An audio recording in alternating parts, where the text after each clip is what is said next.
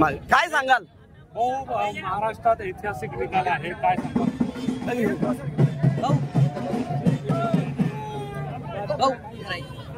आज मोठा आनंदाचा क्षण आहे.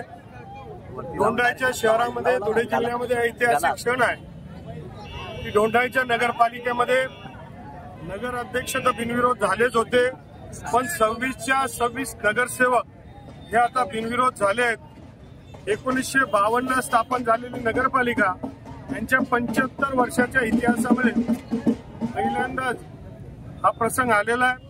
मी तमाम दोंडाईचेकरांचा आभार व्यक्त करेन की सर्व जातीचे, धर्माचे, पंथाचे, पक्षाचे सगळ्या गोष्टी बाजूला ठेवून आमचं गाव एकत्रित येत असेल तर आमचाही पाठिंबा असं सगळ्यांनी भूमिका घेतली आणि 26च्या 26 नगरसेवक हे बिनविरोध झाले.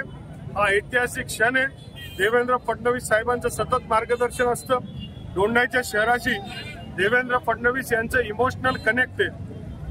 दोंडाईच्या वाले ते असं म्हटले की दोंडाईच्या वाले जोरदार त्यांना प्रतिसाद देत असतात आणि म्हणून त्या भावनेला विचार करून गावाच्या लोकांनी म्हटलं ही आमची भेट की देवेंद्र फडणवीस साहेबांना द्या की नगरपालिका बिनविरोध झाली आहे. याच्यामध्ये सगळ्यांचंच योगदान आहे.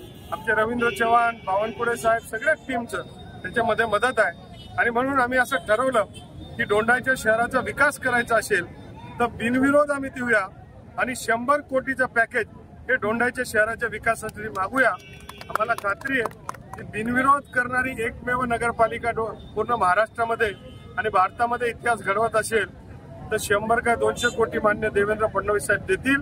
या शहराचा जोरदार विकास होईल आणि ज्या ज्या लोकांनी ज्ञात अज्ञात पक्षाचे, विरोधी पक्षाचे, इकडचे तिकडचे सगळ्या लोकांनी ज्यांनी म्हणजे ओपनली किंवा सिक्रेटली ज्यांनी मदत केली त्या सगळ्यांचं मी हृदयापासून आभार व्यक्त करतो आणि जमलं त्यावेळेस पुन्हा परत भेट करेल हेही ग्वाही देतो. धन्यवाद. जय हिंद.